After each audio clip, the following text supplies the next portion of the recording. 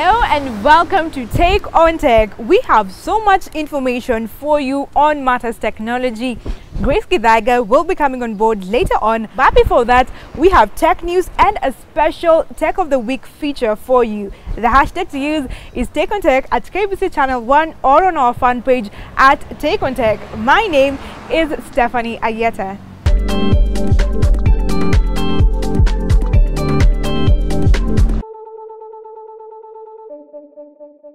Today's question is more on creating an awareness, where we are asking you, have you verified your voter registration details? Well, if not, IEBC has eased that process for you. You can now do that online or via an SMS. We have all that information for you on our social media fan page, Take on Tech. So do that as we keep you updated on what has been happening in the tech world. In Tech News, we'll be giving you more details on how you can verify your voter registration details. And internationally, we have details on the ongoing feud between Bill Gates, that is the former world's richest man, and the current world's richest man, that is Elon Musk. So more details on this in our Tech News Roundup. IEBC has confirmed that registered voters do not need to visit local IEBC offices to confirm their registration details. The development was announced by IEBC lead Wafula Chebukati. The same sentiments have also been echoed by other leaders who are employing Kenyans to make sure that their registration documentation is accurate to avoid voting issues in August 9th, which is fast approaching. The verification exercise can be done in two primary ways. The first one is via an SMS. All one needs to do is send an SMS with their passport or ID number. The SMS fee is at least 10 shillings only. The SMS can also be sent from any mobile service. The second option is using an online portal. It can be accessed by searching verify.iebc.or.ke. Once you manage to get in, you are then supposed to follow the prompts to confirm if your voter registration details are in order. The election date is fast approaching. The exercise will be done on August 2022, when Kenyans will be able to choose their leaders for the next half a decade. Recently, Elon Musk accused Bill Gates of shorting Tesla stock. This is a way of making money by betting that a company will lose value. Mr. Musk has also tweeted puerile insults towards Mr. Gates on Twitter. Musk has argued that shorting Tesla, a company that makes electric cars, undermines Mr. Gates' environmental philanthropy. Asked specifically about whether he had a bet against Tesla, Mr. Gates replied that it had nothing to do with climate change, pushing back against the idea that shorting Tesla was environmentally damaging. His response to what he made of Elon Musk's bid to buy Twitter is that his guess is Twitter could possibly be worse, but it could also be better, so he has a wait to see attitude on the matter.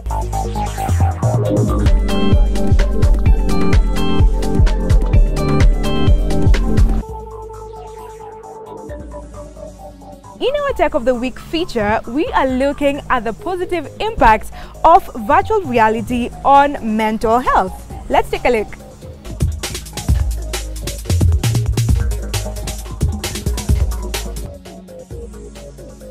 Imperial College London have come up with a virtual reality headset that they offer to women who need to have a procedure to remove pregnancy tissues after a miscarriage. The headset transports them to a more calm virtual reality world for distraction from pain and anxiety during the procedure. Through a new kit they have started trialing, which involves other activities like playing games, they are still looking to see if brief cognitive tasks shortly after a traumatic event can target specifically intrusive memories and flashbacks, and whether that can prevent the development not only of those distressing symptoms in and of themselves, but other psychological problems too. Still, in the UK, a non-profit community interest company, Project Vey, conducted a 6-week research trial using VR technology last year with a local Stafford-based hospice. Over the course of 6 weeks, the patients were taken into virtual field trips to Germany, Scotland, Cornwall, the Peak District, the Royal Albert Dock, and Thailand. The goal of the trial was to measure and observe any potential mental health benefits of using this technology with this demographic. The cancer patients travel far and wide without leaving the comfort of their armchairs. For many, it is a brief escape from reality of living with cancer.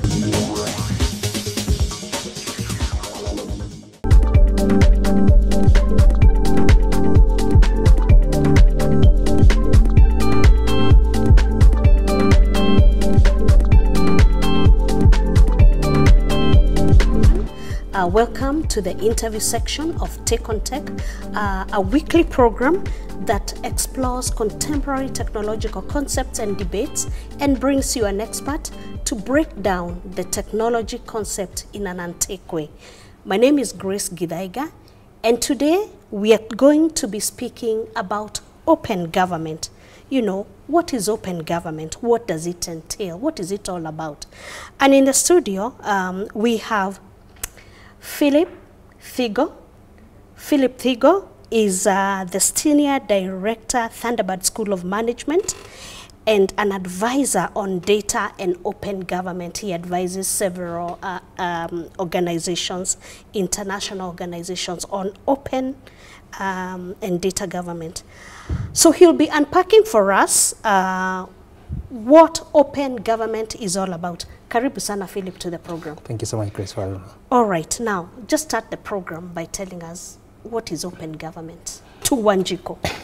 Open government basically is, if you think about it, is a doctrine that emphasizes that citizens have a right to access information, data, and participate in an informed manner on issues that matter to them around governance. So if people are going to be governed, whether it's around budgets, whether it's around projects, whether it's around resources, whether it's around their allocation and how they are used, who wins contracts, citizens have a right to that information and participation. Mm-hmm. Now, every time I hear people speaking about open government, there is also talk about open government partnership. Okay, so what is it and how different is it from open government? So open government is a doctrine. Open government partnership is then a group of countries, which is national and subnational governments, that also enables or has civil society participating at the same level as governments, looking at 4 critical areas of accountability, transparency, public participation, and use of technology in a way that then involves citizens in public service delivery. So the partnership is started in 2011.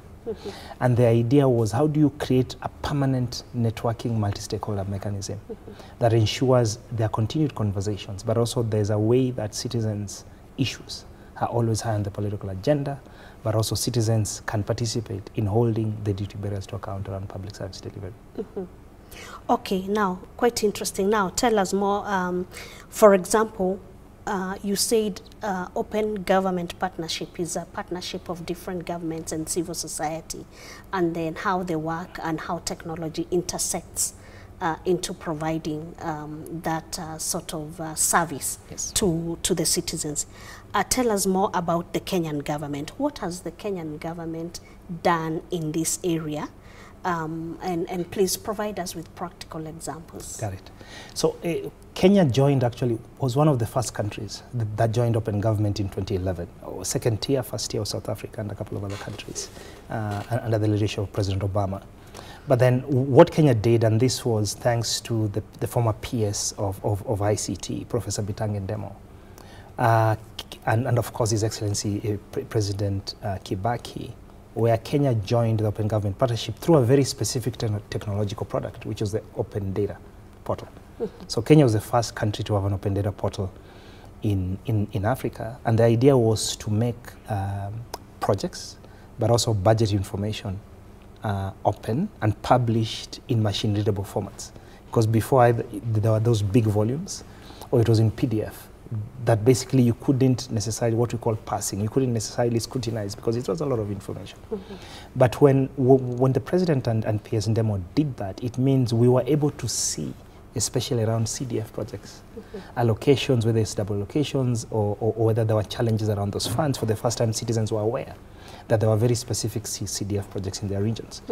Then over the years between 2011 and now, and I look at various sectors. So for judiciary, for example, for the first time, and that was under Chief Justice Willie, was that we had, for the first time, a case load management system that then was able to sort of randomly allocate cases to judges. Because before, you know, it was the file. You remember the issues of the file.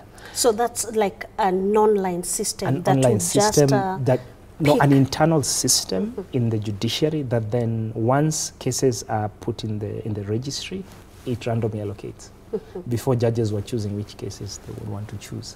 But also then there was also a judiciary ombudsman, you remember, and then there was a system where then they were required through an open platform to be able to sort of, so the Chief Justice then knew which cases and what was the caseload of judges. But also through that, they put together the National Council on Administration of Justice through the information so that you can resolve issues around the court.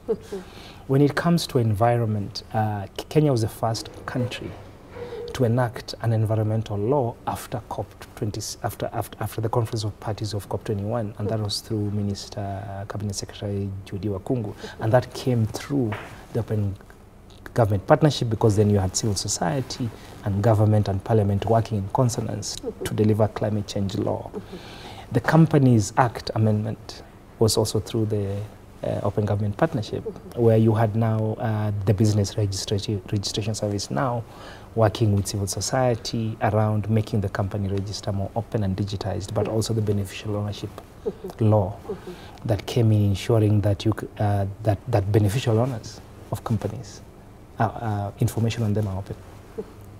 And there are many other examples that we can mention in the Kenyan government. But for me, the biggest achievement really for Kenya is the permanent dialogue mechanism that has civil society, has parliament, has judiciary, has independent commissions, has government entities, especially government entities that are holding very critical pockets like the Public Procurement Regulatory Authority that is charged with publishing public contracts, the Business Registration Service, the Parliament in terms of opening Parliament Hansard, but also working with civil society to ensure that citizens especially can participate. And we saw that during COVID-19, where it was important in a socially distant sort of regime where citizens can be able to participate by facilitated through technology, through civil society. And Mzalendo was very instrumental in that. Thanks.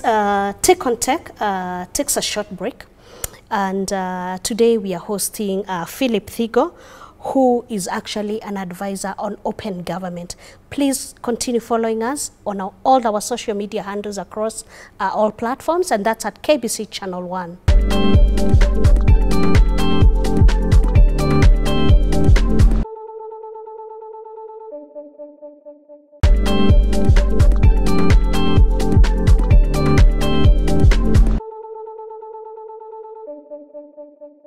You're watching the interview section of Take on Tech, and in today's program we are speaking about open government. What is it all about, and how can you benefit as a citizen of this country from information on the open government? And in the studio to help us understand, we have Philip Thigo. Now, Philip, before we went on break, we were just talking about how you can access that information, where you can get it.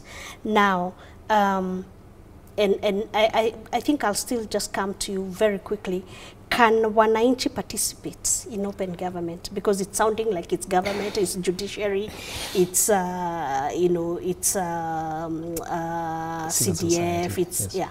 So I think two parts. So the first part of that discussion is open government, as I said, is a doctrine, and I think it is the right of citizens to understand that, especially in a country like Kenya where the constitution is very clear on the supremacy of citizens, that by right they have to participate in creating a culture of open government. The how, of course, the partnership is one channel, because not everybody is in the partnership. But the open government partnership, which is how Kenya articulates open government, normally has a 2-year cycle. So each 2-year cycle, civil society and government agree on priorities. And the priorities are always around the agenda of the government of the day. In this cycle, Big Four was the agenda of the day. For the people. So what the Open Government Partnership did is evolve what we call an action plan. And the action plan is in 2-year cycles. That is very clear on commitments. And commitments must be ambitious. Right? So in this, for example, in the current National Action Plan, which is National Action Plan 4, for example, the one big commitment is around beneficial ownership. Right? So issues, how do you ensure that you enforce that part of the law? The new commitment on this one is on access to justice, and an access to justice for indigents, so people who do not have capability of representing themselves in court. So that is one very specific commitment for this one. The other one is very specifically around expanding open government. We know counties in Kenya matter. So in the previous National Action Plan, we only had one county in Kenya, which was Elgeyo Marakwet. Then Makueni came in. So if you see a lot of the progress in Makueni around public participation, that is in a big way due to open government. Because what it did was it brought on global partners and people with tools and capabilities, especially for open contracting. Makueni is the only country that does that, so organizations like HIVO supported that heavily, the World Bank, and over time mentored, trained, worked with Makueni, governor and his chief of staff around that. Now you have Githaiga that is going specifically on saying we want to leverage on technology to do a smarter spatial planning. So through the Open Government Partnership, they have a GIS center, they have access to satellite data, and so Githaiga is using satellite data to plan Githaiga. Nandi has followed Githaiga, and now Nandi has done the same. Nairobi has just joined Open Government Partnership as a city to ensure that Nairobi becomes a smart city. But then smartness is not about just technology. That technology is supposed to involve citizens in how the city is planned and managed. Wow. Okay, tell me, that sounds very interesting. Can citizens from other counties demand that their county governments also utilize open and they should. And that is the point. And they should. And I remember a call was made in the previous devolution conference that can counties also join this. One mechanism actually through this is through the Africa peer review mechanism. Because Kenya, again, through the leadership of His Excellency the President, has been a vanguard country on the Africa peer review mechanism. What Kenya has done, and through Open Government Partnership, is to do a county peer review mechanism. So in the county peer review mechanism is where open government articulates itself. And remember, it's about peer review. So it's to get governors to review themselves around development targets. And through that, citizens can participate, but also demand. Because Kenya is a signatory to IPRM. County is now a part of it. So why should citizens demand that type of service? No, I'm just thinking of, ordinary citizens back at the, back at Mtaa. They don't know how they would do that. So that's the sort of thing, I was thinking that for example, I can go to Nakuru, which is my home county, and actually, how do we demand? So a couple of things. As I said, you must have the mechanism, right? As I said, in terms of the doctrine, we have a right. But then the how is what matters. See, we can say we have a right to open government, but then how do you do it? Right now, it articulates itself through these action plans. The demand is, can you get your governors to be part of developing those action plans? I think for me, that's one, because you must have indicators to hold somebody to account. Otherwise, you want to participate, but participation for participation's sake it doesn't work. So for me, that would be Now, tell me, what would you consider success in this process?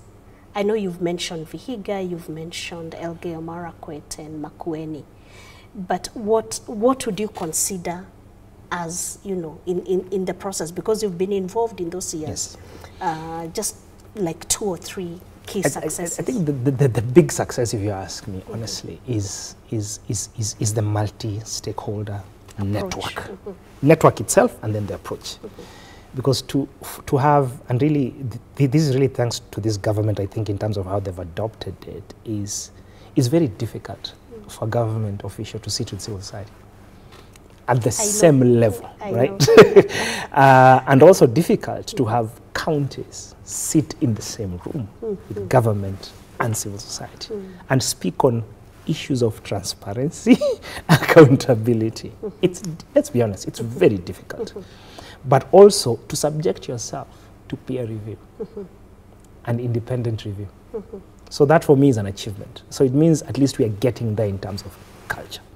Then once that culture is set, then you have the other specifics of projects that articulate themselves. So I think for me, the achievement is one, the multi-stakeholder network, but also the sort of shift in terms of attitude that we can actually sit in a room and talk. And honestly, if you look at the public media, you no longer see that antagonism between civil society and government, especially when it comes to civil society, because there's a space where right now they have real conversations. So I'm not abusing you in the media. It's about, okay, so if the issue is about beneficial ownership, because some companies are the ones that get 10 contracts more than the other, then there's a forum, and then we can hold each other to account. Okay. Now, I want to give you this opportunity to speak to other county governments that have not embraced open government. My call really to any county that has not embraced open government is, first of all, it's just smart politics. Because the idea of open government is it enables you to engage your citizens on matters, on issues that matter to them. Secondly, it's not about your government, it's a we government. So it's to the extent that every step of the way your citizens are engaged, but also you get meaningful feedback from citizens on how you're performing, but also areas you can improve. And in that way, if you ask me, that's smart politics. And secondly, there's enough resources in the partnership, because it's 78 countries, it's 76 subnational governments, so there's inspiration globally. You save a lot of time. You don't need to go to benchmark. All these things can come to you so that you can improve your services for your citizens. Okay. I just wanted quickly before we close, is there an issue of data and how data is handled? Because I think when you advise on data and open government, and I think data is very important. Yes. I see data as a public good. And citizens cannot participate or engage without data. And when I say data, it's really information, right? So you process it in a way that has meaning to the user. And there's a data issue. And to the extent that a lot of the public service delivery issues like health, our data systems are not up to date. Agriculture, our agriculture census still is, and I know the ministry because I support them in these things, are trying to work in a way that that data set is interoperable. But then there's an issue of data literacy, because data is abstract. But then how do you ensure that people understand what is data, what is information, and then how do you use that knowledge in a way that can enable you to engage in conversations that have meaning. But I think finally for me, it's never about the data. It's about the interpretation and how that leads to effective policy making. And policy making that is responsive to the current needs, but also for posterity. For me, that's always a challenge. Otherwise, we get caught up into the mechanics of data, and I try as much as possible to the people I advise is to move them beyond the mechanics of data and to the extent of how it delivers value for citizens. Okay. What a nice way to end the interview. Thank you. You know, how does data deliver services? And, you know, how does it become useful for policy making and making decisions? Yes. Thank you so much, Philip. That's it from our interview section of Take on Tech. Today we were hosting Philip Thigo, who is the Senior Director, ThunderBird School of Global Management, and advisor on data and open government. Thank you so much. My name is Grace Githaiga. Please continue following us on our social media handles, and that's at KBC Channel 1 across all our social media handles.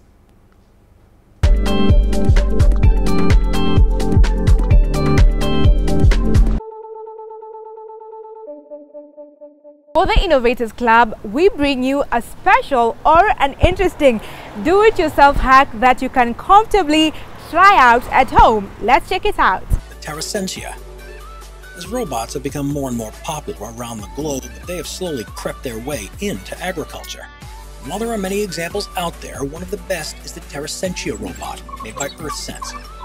Essentially, this small robot rolls between the crops in a farmer's field. It uses a combination of sensors, visual cameras, LiDAR, and GPS to collect data on plant health, crop physiology, and stress response based on measurements such as stand count, stem width, and plant height. It then uses these metrics to give detailed reports to farmers, allowing them to make better decisions regarding the management of their crops. Best of all, not only is it self-learning, but is also programmed using a cloud platform, which ultimately allows it to be given new updates on a rolling basis.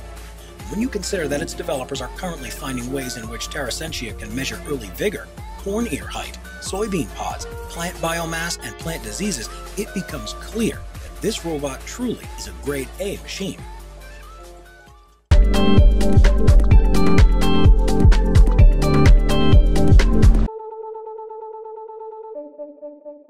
That draws the curtain on today's show, but as you know, we always keep the conversation going. Today we are asking you, have you verified your voter registration details? If not, well, you can do that online or via an SMS. We have all these details for you on our social media fan page at Take on Tech. So do that and tell us once you have. The hashtag to use is Take on Tech, at Take on Tech, and at KBC Channel 1. My personal handle is at Steph_Ayieta on Instagram, or Stephanie Ayieta across all other social media platforms.